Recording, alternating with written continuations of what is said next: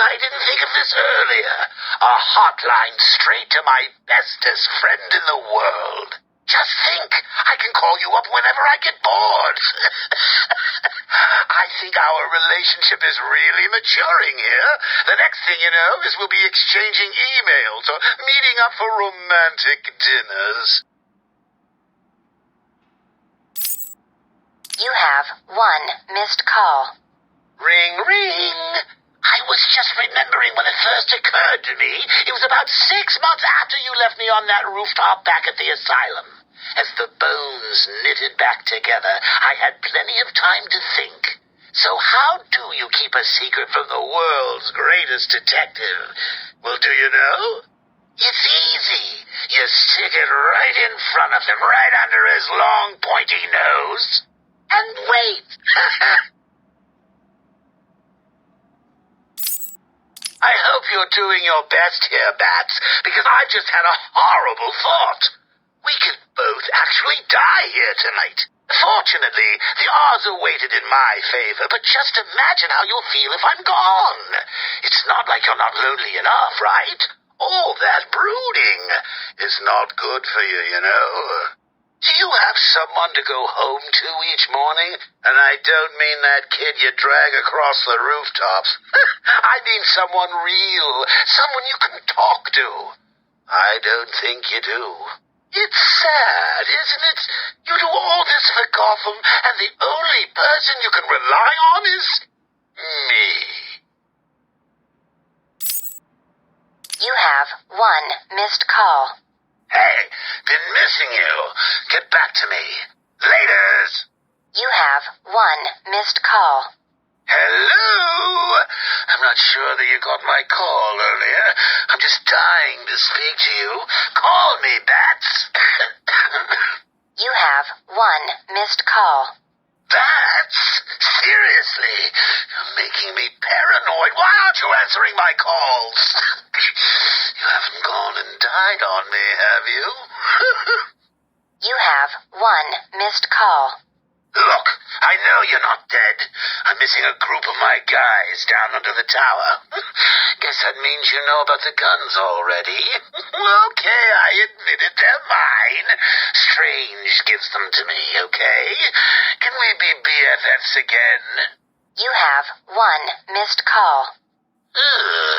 Maybe it wasn't you that took out my guys. All right, then. The message I left before, you know, the one I left about the guns, you can ignore it. Just delete it. You have one missed call. Right. This is getting ridiculous.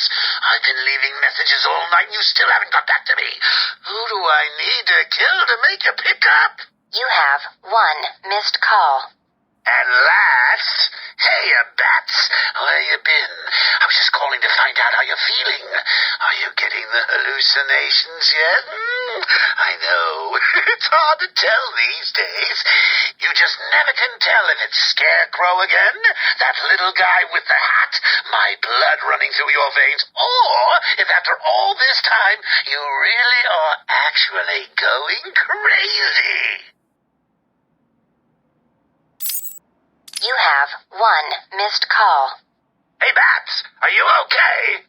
I'm sorry I had Harley steal your cure. You were so busy with Freeze that she didn't even have time to ask. But don't worry, as soon as that little minx is back here and I've had my share, I'll save some for you. You'll have to work for it, but it will be right here waiting for you. You probably won't believe this, but I don't really think I can sit back and watch you die. It's selfish, really, but we need each other. Life would be so boring without you. Who would I talk to? Who would really understand me? Hello? Anyone in there? No sense of humor. The strong and silent type, eh? Think you're safe behind that mask? Give me 20 minutes and a can opener, and I'll have you whimpering like a schoolgirl. You might like it. That's enough, patient. Guard, leave us. Yes, sir. Good afternoon. My name is Professor Hugo Strange. And you are? Two-Face. Catwoman. Batman. We can play these games as long as you like. Great. I love games. Not in my facility, you won't. I'm offering you this opportunity to make a deal. I am fully aware of your condition. The last thing you have is time. But I can make your final days more comfortable. And in return, I'd be giving you... I wish to study you.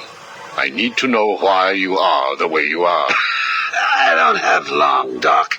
You're going to need more than some psycho mumbo-jumbo to get to the bottom of what's wrong with me. Oh, I have more than that. Much more. So, do we have a deal? How are you feeling today? You promised me another doctor, Strange. Maybe you shouldn't have killed the one I sent last week. What made you do it? Fish gotta swim, birds gotta fly. Besides, it was worth it to see the look on her face. Hey, you know what? I think I've got a piece of it here in my pocket. You are trying my patience. That was the third doctor you've killed. Well, keep on sending them, Doc. I'm trying to break my record. I think it is time for you to do something for me. Name it, Doc. Tell me how you came to be. Explain what made you what you are today. How you come to be sitting across the table from me, dying. Is that all? Well, I guess you could say I once had a very bad day. Really? Go on. It was a Thursday night. Things had been getting worse. I was 3 days from the bank foreclosing on my home. The chemical plant I worked nights at was about to lay off half the workforce. And I was sitting in the hospital, holding the hand of my pregnant wife, wishing to God that she wasn't dead.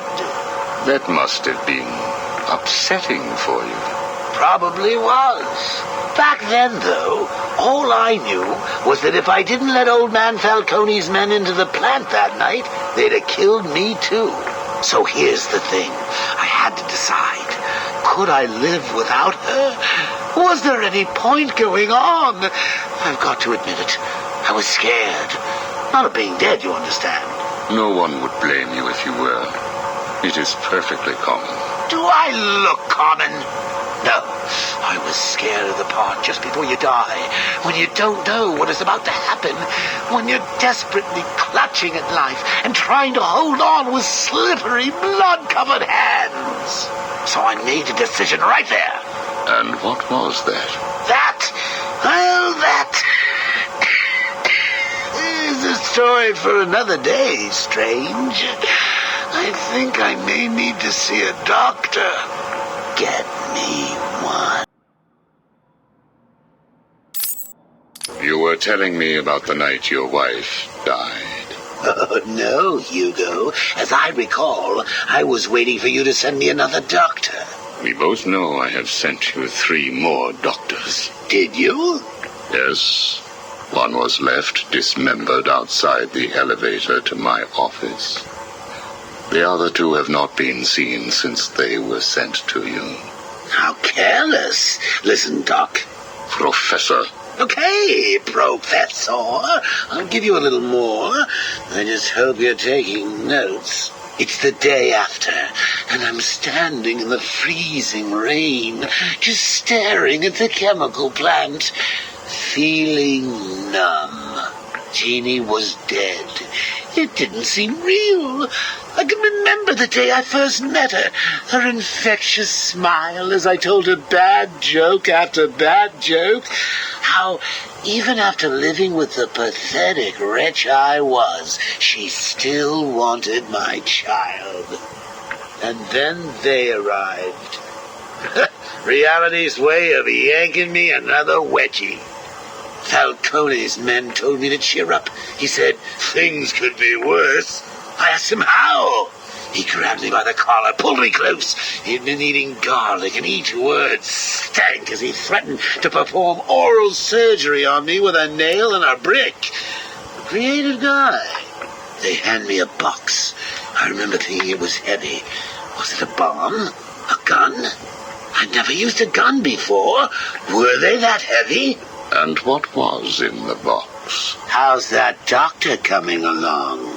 I'll get you one. And when you do, I'll tell you the rest.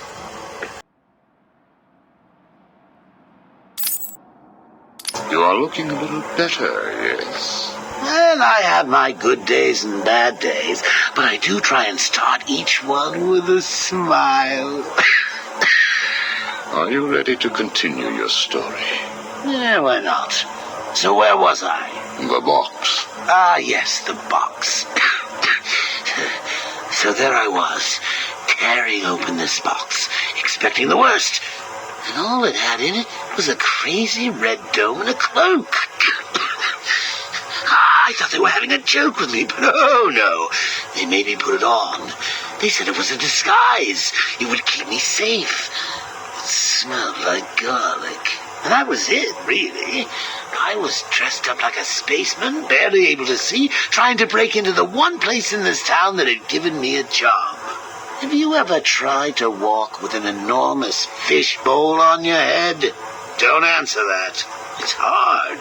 I couldn't see where I was going. I must have tripped one of the alarms. I heard muffled gunfire. I panicked and tried to run. And then I saw him. Who? Batman. Really? Yes, really. Batman tried to hit me.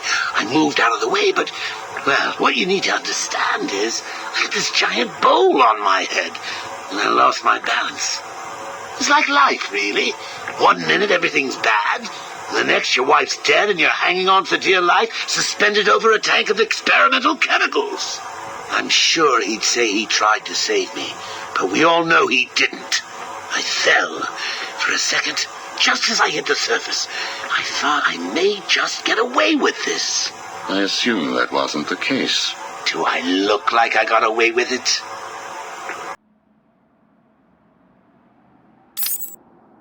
I was drowning. The chemicals were burning my skin. My entire body felt like it was on fire. And it was all his fault. Whose fault? Batman's? Who else? Yours? Come again? Let me tell you what I believe. I believe that you have fabricated a series of events that you use to conceal the truth about your condition. I have read 12 different accounts of your past. All different, except for one detail. Batman. What can I say? I like to keep things interesting. A wise man once told me that if you have to have an origin story, you're better off making it multiple choice. And never facing up to the truth of what happened. What you did. How you got here. Oh, I know exactly how I got here. A big truck brought me here from Arkham. You remember the asylum, don't you? Of course. Well, good. Because I'd hate to think that I'd fabricated seeing you watching me in my cell all those times. Excuse me? Hugo, you merry maniac. You were obsessed with me. You all were trying to get in here. Next thing you'll tell me it wasn't you who sent old Sharpie over the edge. Nice work, by the way. Thank you. So here's the thing. If you want to make sure that no one else finds out about your past, you should start poking your nose into mine. Oh, and send me another doc. I think I need a second opinion.